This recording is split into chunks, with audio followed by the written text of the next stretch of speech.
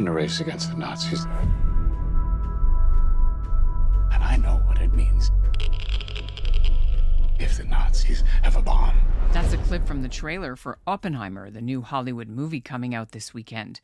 The film tells the true story of the top-secret Manhattan Project, where during the Second World War, American scientists raced to build the world's first atomic bomb before the Nazis beat them to it. The film portrays the events of 78 years ago this summer, when in July 1945, the U.S. government tested the bomb in the desert near Los Alamos, New Mexico. It worked, and so the Allies soon built two more, and those were dropped on Hiroshima and Nagasaki, Japan, a few weeks later. Over 100,000 Japanese died instantly. More later died of radiation, but Japan surrendered, and the war was over. The new film has an A-list cast of movie stars, including Cillian Murphy, who plays the Jewish chief scientist Robert Oppenheimer. But one Winnipeg family will be screening the film carefully, hoping it didn't leave out their late uncle, Louis Slotin, who was also there during the events portrayed on the big screen. Slotin was a brilliant Canadian physicist and a chemist, too, born to Jewish immigrant parents in Winnipeg's North End. He built the business end of the bombs. Nobody knew where he was. So, Well, we thought he was at the University of Chicago, teaching physics. I'm Ellen Besner, and this is what Jewish Canada sounds like for this episode of the CJN Daily, a podcast of the Canadian Jewish News, sponsored by Metropia.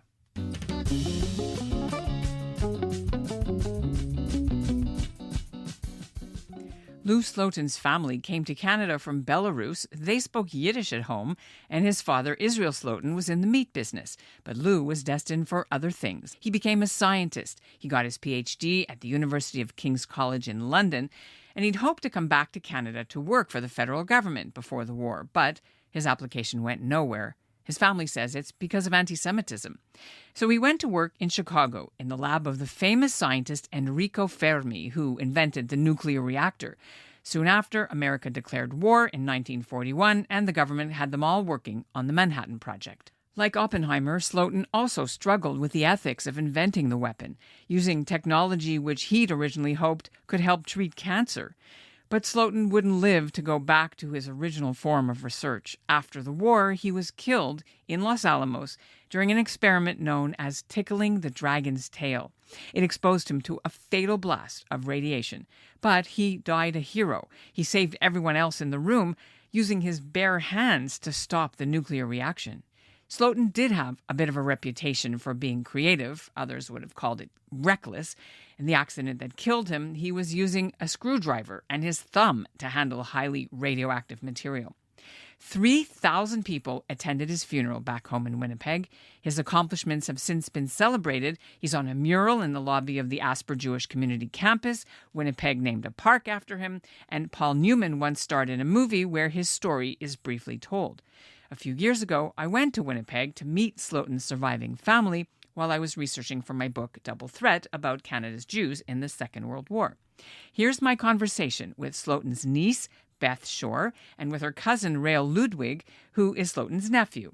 And we talked about growing up with the complicated legacy of their uncle's contribution to the arms race.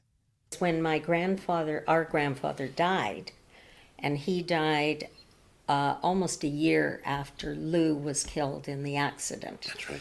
And it was a severe heart attack, and he may have had heart issues, but in those days, who knew? He was still a fairly young man. And 65. Our grandmother had a stroke, a very bad stroke. Maybe it was about 2 years later. She didn't speak after that. I mean, it was a very traumatic time when Uncle Lou died. And myself growing up as the oldest of the next generation, shortly after, there was not much said at home. It wasn't really talked about.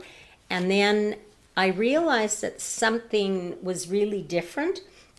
I was already in maybe grade 4, and people started questioning me about my last name. Like history teachers and things like this. It was all starting to come out. And I was constantly being asked all these questions that I didn't know anything about. And to me, my brother was born 3 months after Lou died. Okay. His name is Louis. Then Rail's brother, Louis, was Born the in second. He was born in 1950. Yeah. And then the next one to be named was our son, who is Philip Lawrence. And then nobody else has been named Don't since think so. then. You said it was a traumatic time. From what I understand, they actually saw him Dying. in Los Alamos, Yes. Yes. which most boys' parents didn't see. They were killed, and that was it. They never saw the horrible things. I can't imagine what parents would have felt like seeing their son suffer so much. For 8 days. It was a secret project, so they had no idea what he was working on or how dangerous it was. But I think he was a loner. When Yeah. we went to Los Alamos, Yeah. the four of us. Tell me about that. Whose decision was that to go, and why did you go? It was actually mine because I belonged to a lawyers' organization called the Transportation Lawyers Association. They have a convention in the United States every year, and that particular year the convention was in Santa Fe, and I knew Santa Fe was close to Los Alamos, so I said I got to go because I want to go to Los Alamos. But I called Los Alamos from Winnipeg, and I got the operator and I said, I'm Louis Slotin's nephew. She immediately knew who that was. She says, hang on, I'll connect you to our chief historian. And so we connected with him, and he said, by all means come up, we'll show you everything. But it was the opening. It ended up that we were at the opening of the Atomic Bomb Museum. Yeah. Yeah. And they That had was very just exciting. declassified all the files, so Yes. they had all the files that they could show us. And they made And they copies shipped it. of everything for us. Shipped everything here.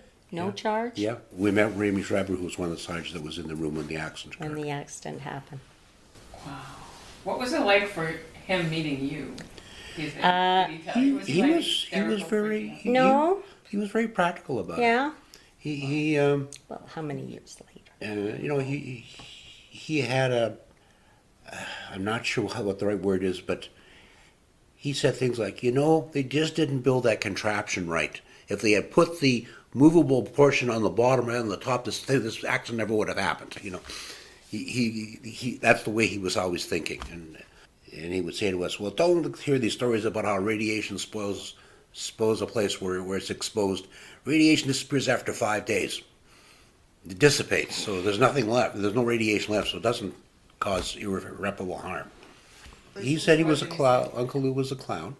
And very quiet. And he was not out at parties. Remember, he talked about how he would pretend to be a joker, and he'd blow up try to blow up a balloon and puff up his cheeks and just dance around the room, and everybody would get hysterical. I remember Schreiber's wife Yes. talked a lot about that. Yeah. And he said, but when he would go off ship fishing. There was a group of them. That Schreiber was one of them. When they had time off, they would go fishing. And Lou would come with them, but Lou wouldn't fish. He'd just sit on a rock and read a book while they did the fishing. Yeah. What kind of books did he like to read? Do you know? I think Was it always science stuff? Or? he read some serious books, science books, but I think he also liked to read mystery novels. And at home, when the family was growing up, what language did they speak at home? Yiddish. All in Yiddish. The kids learned English, and they would speak Oh, the kids spoke Yiddish too.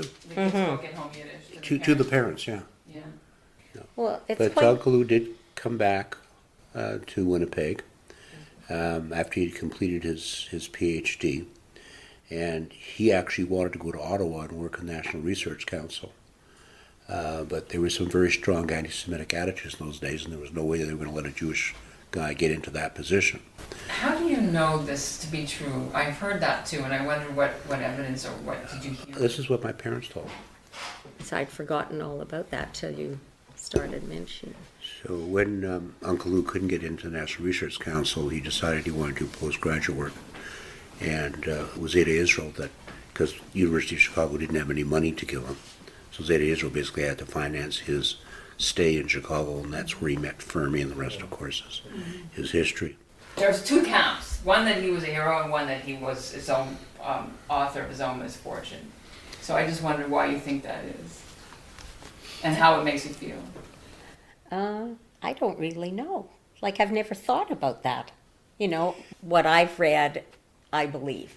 Yeah. I guess. The naysayers And- are very much in the minority. Yeah, and I think that I feel that, the true story is there and has been written about enough. And once we had been in Los Alamos, that sort of...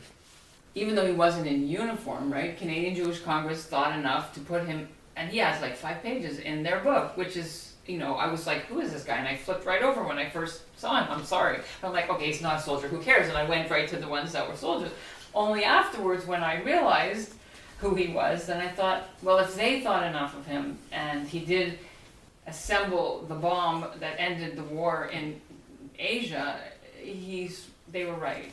What contribution you think your family gave to end the war, but that's what I thought. So. I like to think that the real contribution he did, and both Maylene and I unfortunately have been part of that, is that his early stuff that we received from Los Alamos showed that he was one of the forerunners in what has become radiochemotherapy today. So, in other words, he had trouble with, or he was a little troubled. I read. I don't know if you read that, with what happened with his work and killed all those people in Japan. There was a petition that went around with the scientists at Los Alamos, asking that this weapon not be used as part of the arsenal. And he was one of the scientists that signed that petition. In terms of the legacy on your family of what he did, 2 people were named after him. You went to Los Alamos. You had a play written about him. It's an amazingly huge story. How has it impacted your lives, knowing that this was, your relative? Well, for me, I pretty well went through junior high and high school just telling his story and getting straight A's in history. I mean, literally, my name was the name. It was all coming out over that 10-year period or whatever it was. But I think the most interesting thing that has happened to me since that time, because I've always been very proud of who I was and the legacy of the family and what I knew and what I learned as I got older, was the fact that our children who grew up in the 60s, like you did, and not wanting to hear anything about the bomb, nothing. Ban the bomb became the word in our house. Neither of our children were particularly interested in the story. And now that they're in their 50s, of course, it's a different time. But at that time, and I found that a very disturbing time for me. But now is your son and your grandchildren legacy more interested in hearing about it? No, we don't discuss it. They know that we have all this stuff, and it's interesting because we had nobody in our families in the Holocaust. So, but I felt more of an attachment going to Yad Vashem and to the Washington Museum and being part of that than I did going to Japan and being at Nagasaki and Hiroshima. Can't change who he was and what he did. That's right. Did you know there was an asteroid No. named after him? No. Isn't it it's an I asteroid? knew there's a whole bunch of I didn't know that. lectures. Yes, you did. I Of did? course you did. Of course you did. Okay. Yes. There are only 17,000 people who have ever been named for an asteroid. Rael, what legacy and impact has being related to Lou Slotin had on you? Mine was a little different. I was always reluctant to talk about it at school because I was kind of a shy person at school and didn't really know if I could express it. But every 10 years or so, something would come up that would bring my Uncle Lou to the forefront. And the first time that happened, Maclean's magazine did a story. Barbara Moon. And she came to the house and she interviewed my dad and my mom.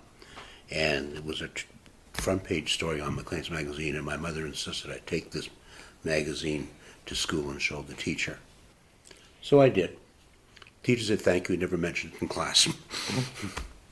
And then I noticed every 10 years somebody would get interested in the story. What I did notice as the years went by is that those people that took the trouble to do the thorough research were the ones that wrote the positive stories about Uncle Lou. Barbara Moon starting out with Martin Zelig was another one that did a very thorough story. Those are things that impressed me. And I guess I had my, the moment it kind of hit me emotionally was I got a call from a Japanese reporter. This was in the 1990s. And he was coming into Winnipeg. He was stationed in Washington, but he wanted to come into Winnipeg because he had learned about Uncle Lou and the connection with the bomb, and he wanted to do a story, and he wanted to talk to me about it. We sat down in my law office and had a long interview.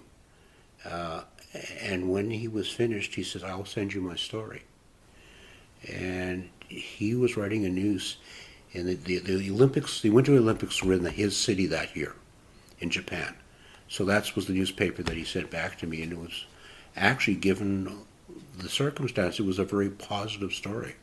And it focused more on his heroism and saving people in the accident than the fact that they created this bomb that caused this difficulty.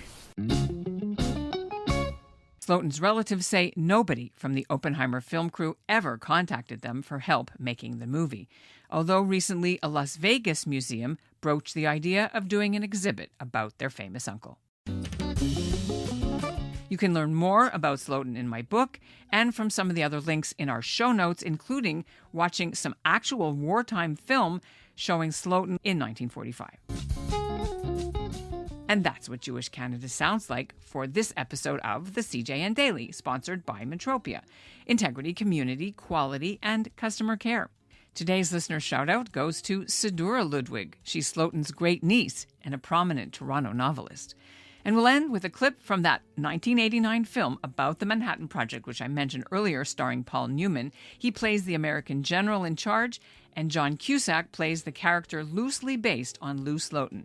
You'll hear when the screwdriver slips and he gets blasted by radiation and is rushed to the hospital, where they know he won't make it. Thanks for listening to the CJN Daily. This thing is becoming real. It's going to affect thousands of lives. You are trying to uninvest it. I can do it without you. Well, if you do, and I said no, and something goes wrong.